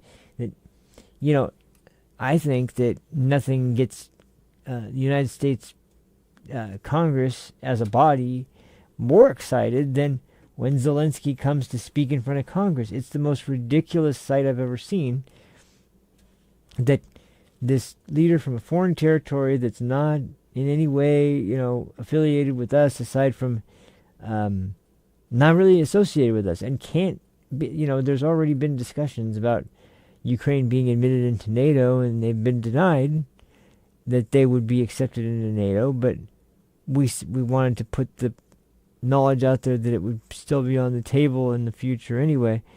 It's like, what are you thinking about? So, but it's too late. Here we are. So what we have to really hope for is that, look, I agree with Will on a number of those points he mentioned, because, as far as weaponry goes, the weaponry that we've sent to Ukraine has consistently been getting of lower and lower quality and lower efficiency. That was why at one point when cluster bombs were being talked about, some people were like, cluster bombs? What the hell do you need cluster bombs for? Because they're so completely inaccurate. There's not much you gain from them. And unless you're trying to just demolish a large area, you're not going to really need cluster bombs for anything. They're not for precision strikes. They're not for tactical strikes. They're for just leveling something. Now, the rockets they're talking about that they're sending now are not great, but here's the problem. I don't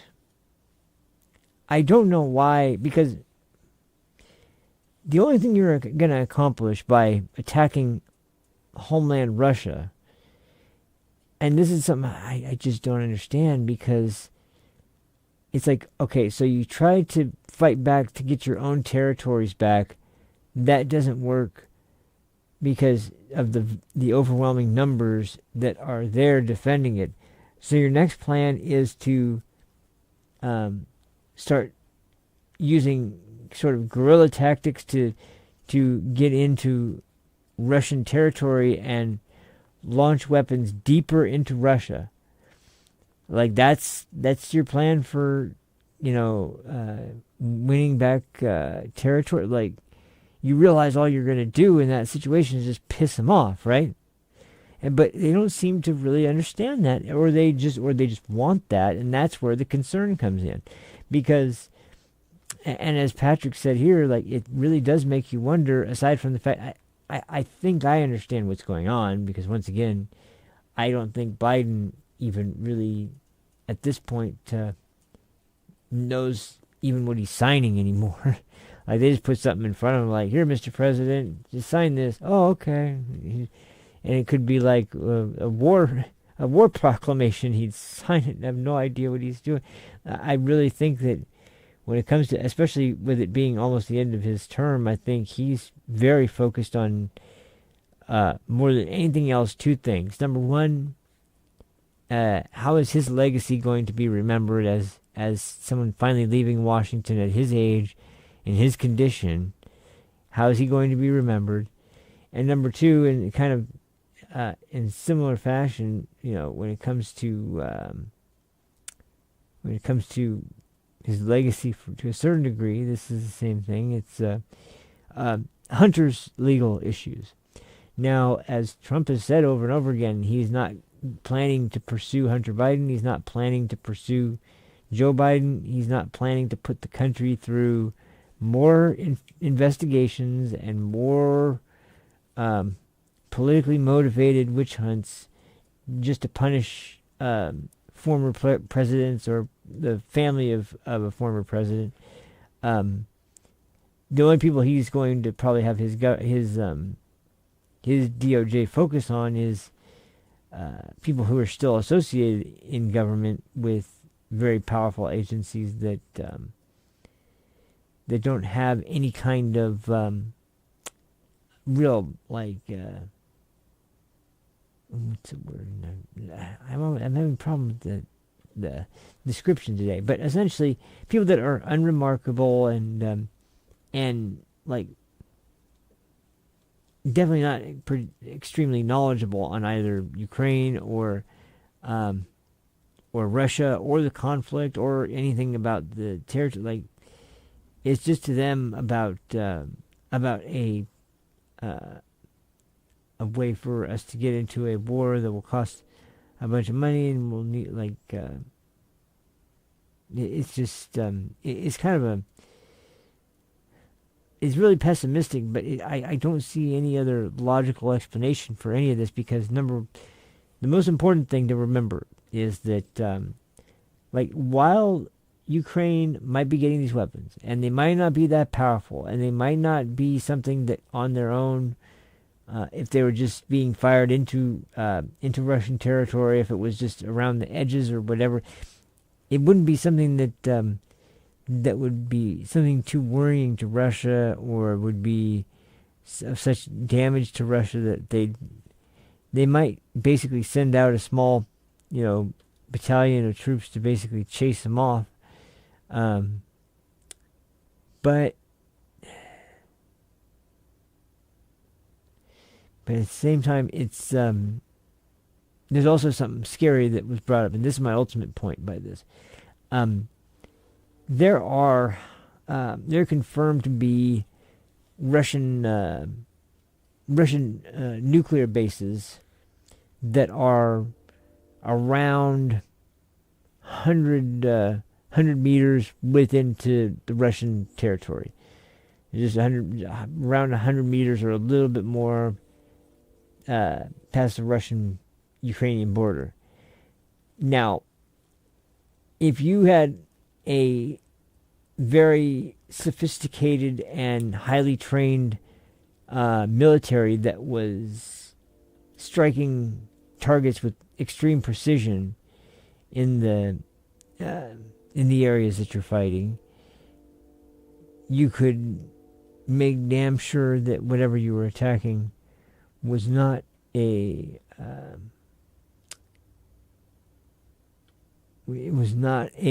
sort of military asset that they would really be concerned with, or it wouldn't be innocent civilians they would be incredibly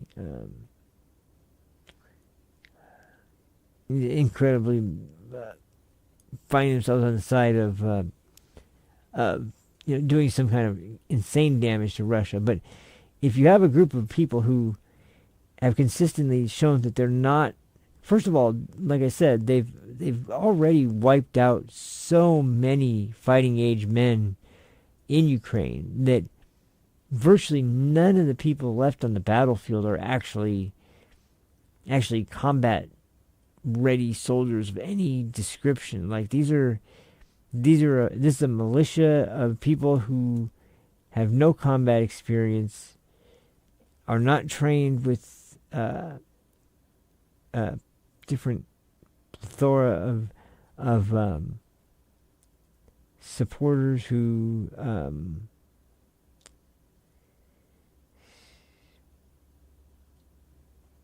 they're not the best possible soldiers for the job. I'll just put it that way. And that's not to knock the Ukrainian people, because unfortunately that's the problem, is that they won't accept the fact that this is going on way too long. And I think some people in Ukraine, or at least Zelensky, for some reason, seem to believe that which I understand having faith in your people, but there has to be some realistic ideal set that maybe you're not, maybe you're an amazing citizen, but that doesn't make you an expert at firing RPGs and laying the correct types of explosive devices down, and all kinds of different like reasons why this is not a particularly competent military force. Whereas Russia, yes, they've lost a lot of people, but they are a far, far more populated and quite frankly, a far more disciplined military structure there that we certainly don't share ideals with, but we can at least share a degree of respect with, because that obviously wasn't easy for Putin to do, to get everyone in the country behind him, but all we've done is made support for him go up far more than we've probably ever seen it go up.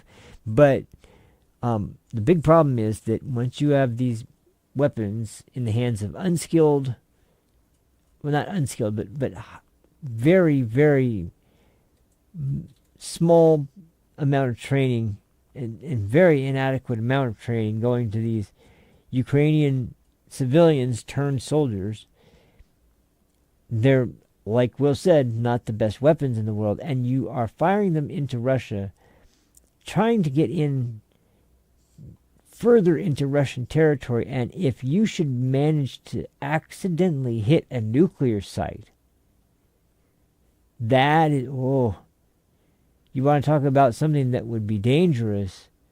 I mean, that's where you're playing with fire right there. That's where there's really the serious risk that, I don't even know, I hate to say it, I don't even know if Donald Trump would be able to do much to help fix the situation at that point, and that's where, whatever they are giving stupidly over to Ukraine, it's like, look, like, you're just going to have to, as I said, and as Jay mentioned, or not Jay, somebody mentioned early on,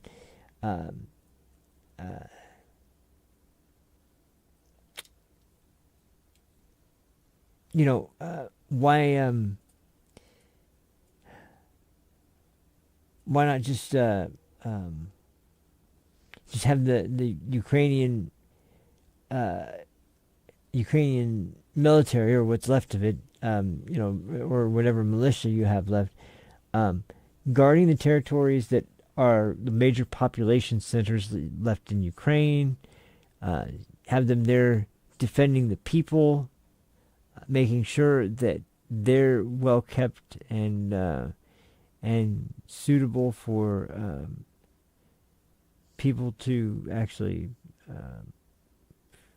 live in, and it's like, okay, you could be doing that, or you could be taking the advice that you just need to strike further into Russia, and it's just like that's where you're really like. And I think that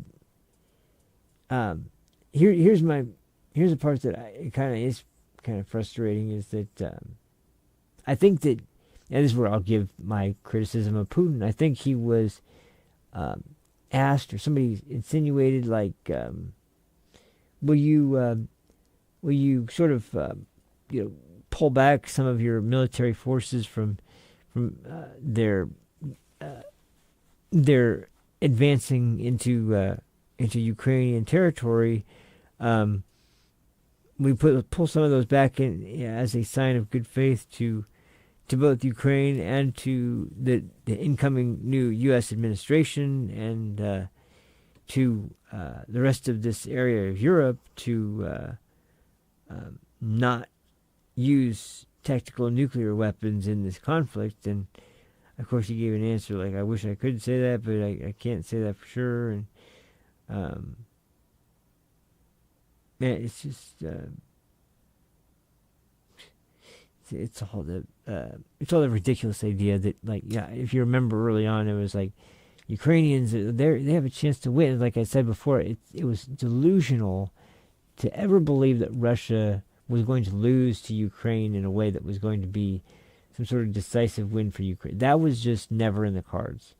The only thing that you could have maybe held out hope for, although even this is a long shot, is to make sure that Russia didn't what's it called?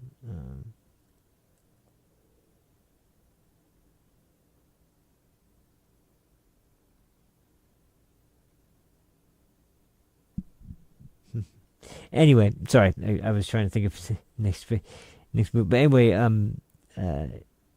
I just feel like look, you're gonna have new brass coming in. You're gonna have, and I think this is what's really exciting too about the military portion.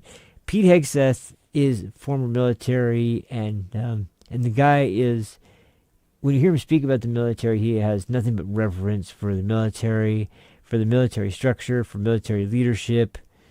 And even if they don't deserve it, he is very respectful of the higher ups and the job that they have and how difficult it is. But more than anything else, he's just like Tulsi. He cares very much about the American troops, the American military as a whole, and doing the best they can to do right by them, their families, and not put them into harm's way until they're needed, like, unconditionally, or not unconditionally, undoubtedly, and are desperately needed as soon as possible. And so it's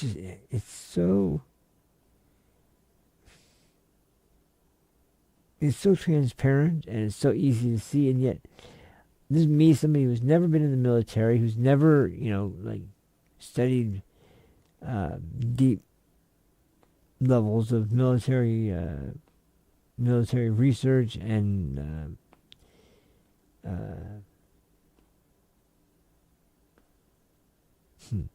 yeah. So it's like so if it's just me saying that, and this is just from listening to different people on higher levels talk about this sort of thing, different people in the military talk about this sort of thing, but I really seriously hope that even if those types of weapons are sent to Ukraine, Trump can. The one thing I can see that maybe would be a serious benefit that would be maybe enough to push it over the top and make sure that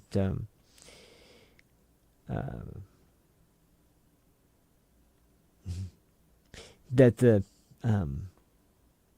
last things that happen there before he takes over is, okay, look, you're going to get these weapons, and this administration is going to be sort of demanding of you to get rid of all your nuclear weapons and yada yada.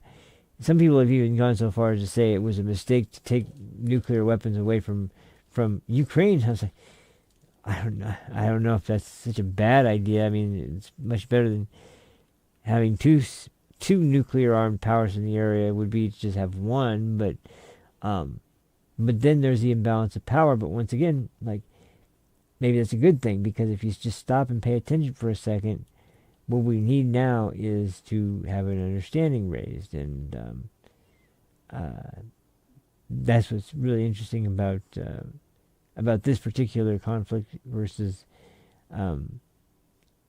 several of the other sorts of silly wars we've gotten into for regime change or whatever. Because the bottom line is, I hear so many people on the left and on the right saying it's not up to our military to be the world's policeman. Okay, well, how will we prove that? By not acting like the world's policeman then for a little while. That would be a good start. I mean, but anyway, my ultimate point is that that it was really dumb of the United States to, even at the request of the request of Ukraine, it's incredibly and cartoonishly sort of presented to be more about and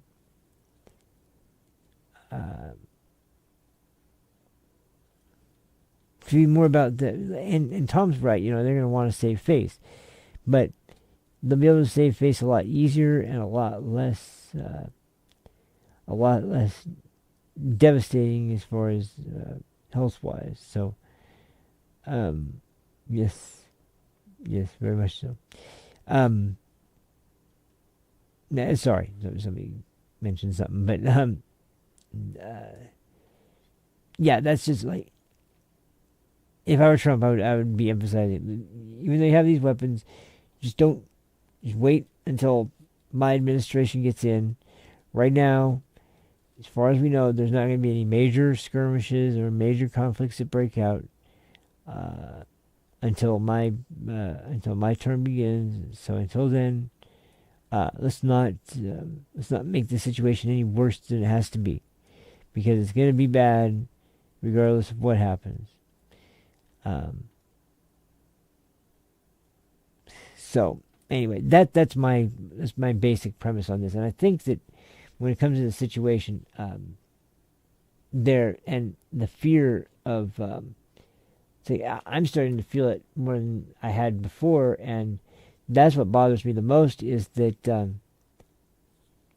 I think the biggest factor that makes me really concerned is we know where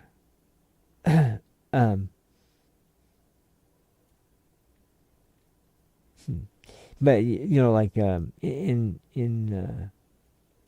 different situations, you would see a battlefield situation or a conflict situation, and you look at it and see if it's positively or negatively viewed, and for what reason, and what needs to be done, and yeah, this whole thing has been so flawed from the start that there's not much you can do. But and look, it's completely understandable to mourn for the people lost in this conflict, and I don't want anybody to think that. Also, just as much as anything else, I don't want them to think that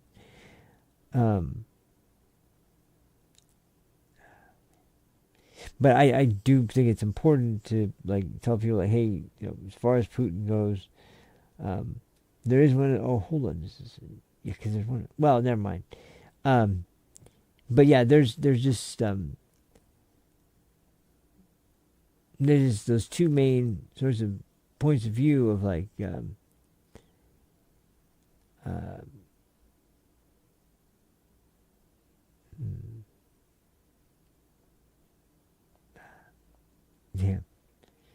Well, yeah, I can't say for sure, but I will say that this last gasp at the end of this Biden administration, during the last few weeks of them in office, trying to squeeze one last attempt at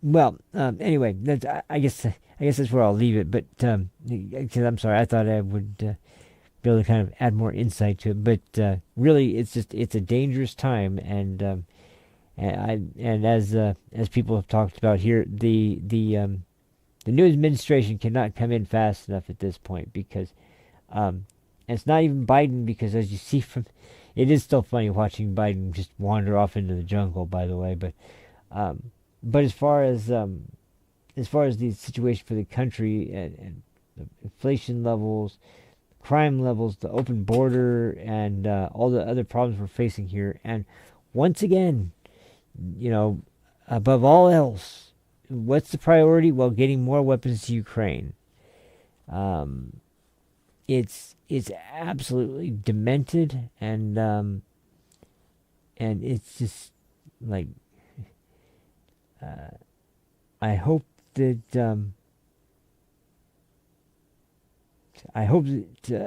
whatever we're talking about or whoever we're talking about. Oh, that's cool. Anyway,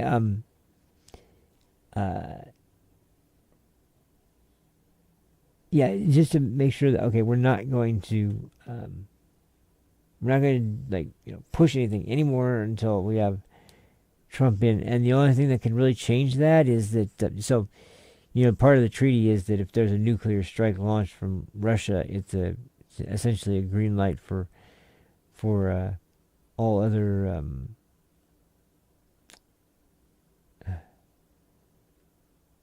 jeez.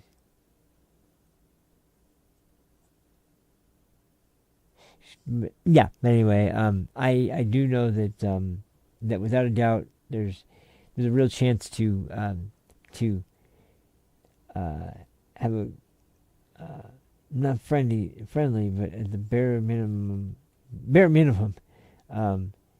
a total that's close to what everybody wants. So like I said, I think that if you were to give Putin the land bridge as well as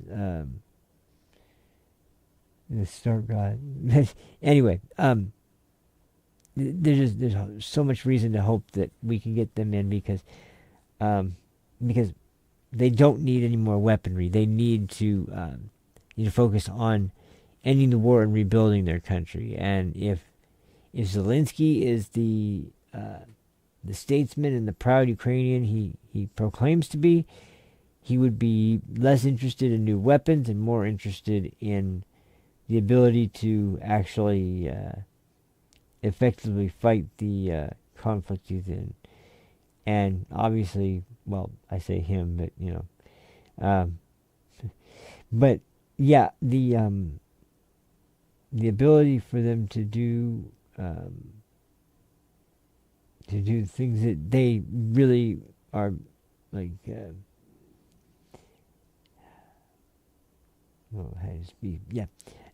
Then that's just going to lead to really serious problems. And in the West, we don't have to agree with Putin on anything, and we probably shouldn't agree with Putin on everything. We shouldn't agree on most of what Putin wants, but even if that's not the case, there's still this, and it's not like it's so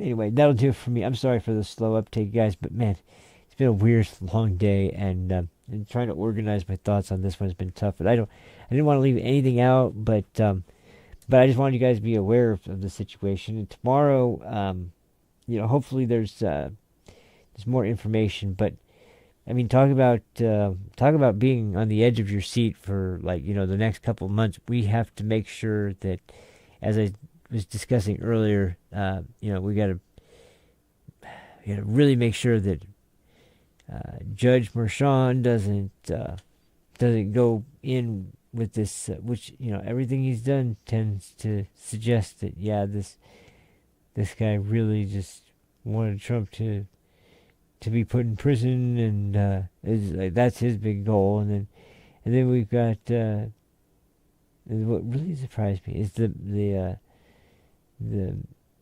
military or former pro-military or whatever it is that people are, and they have as far as like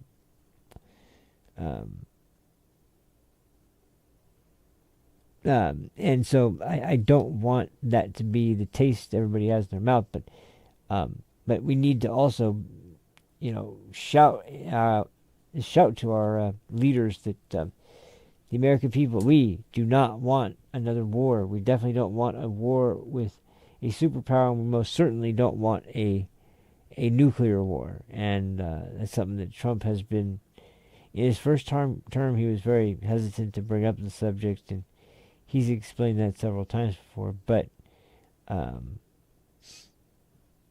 it's just but it's so that's the best answer I can come up with. And because I'm sure even though there's all these negative responses, I'm sure that with Trump's strategy right now, which is seeming to work out good with his cabinet picks, they are so outraged after one after the other after the other after the other, they don't have time to just hone in on just one. And even though they are kind of doing that with Matt Gaetz, you can tell by the description of his legal issues that they're just incredibly flimsy, and just seems like a real desperate Hail Mary attempt that is not going to go anywhere. And then with New York, and it's what's it called? His new sort of damn. I guess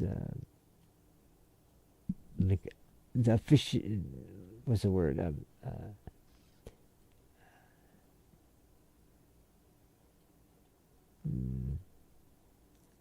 Say aficionado. But yeah, that's I have to go over the topics again another day. But I think that aside from this wrench in the works that just got thrown in, I think that that there is definitely some. And I've said this before, but now knowing some answers to a few questions that I've had, will Dratini and wait, what the fuck am I talking? Dratini, the military.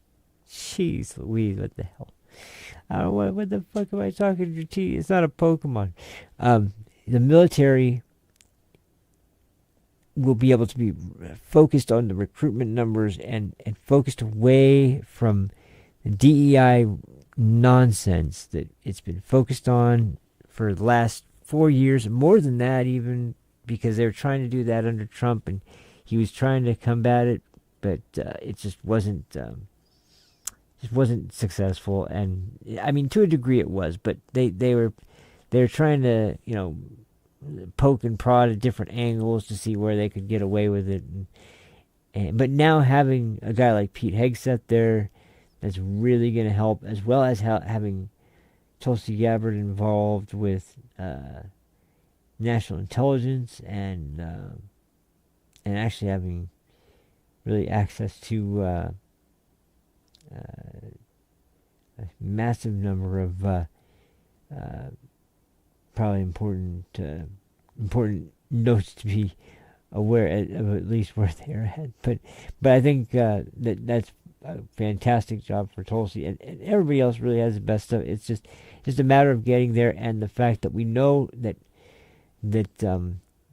Democrats are going to do whatever they can to make sure that even from day one, Trump's administration is going to be having trouble. Because unlike last time, where there was the argument of not winning the popular vote. He won the popular vote, as I've said before, and I think more than anything else, they've been making these weird suggestions this time that the real reason he won is because black people didn't consider it worth going out that day to watch the. And I'm sitting there going, wait a minute. You think that's the important part? It's not the important part of, well, we got somebody in there who's focused on doing what's going to be best for America and not best for, some kind of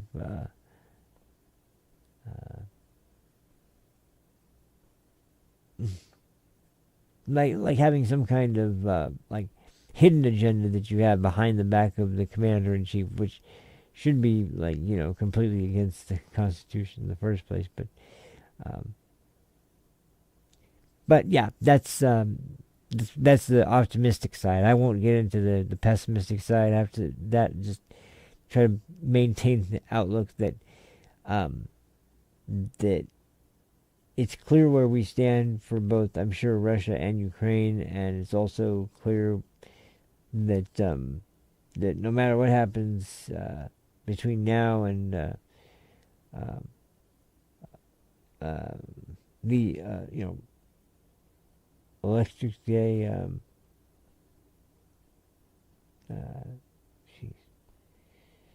the electric day, or the election day, well, to put it this way, it's just, we just need to make it to that point, and the sooner the better. So that'll wrap it up for me. Sorry, guys, for the late night stream. I don't mean to make a show out of this, and hopefully we won't be having too many of these in the near future. But as I said, I wanted to make sure I did at least make up for the lack of a stream earlier today, and that we'll be able to be coming back at you tomorrow from at the normal time. But I will warn you, tomorrow I may be going on a tangent about something else, because by tomorrow Stalker 2 comes out, which I've talked about. I may have to nerd out on you a little bit, because that should be fun. But until then, I'll talk more about this tomorrow. But my streams have been once again surprising me, and I'm gonna have to really give you guys a better thanks or something tomorrow, because I don't know how it's happening, and who is kind of actually the people that have been filling in the gaps lately. But all I know is that the amount of people that have shown up has been, as someone who's been running the show for a grand total of just over 2 weeks,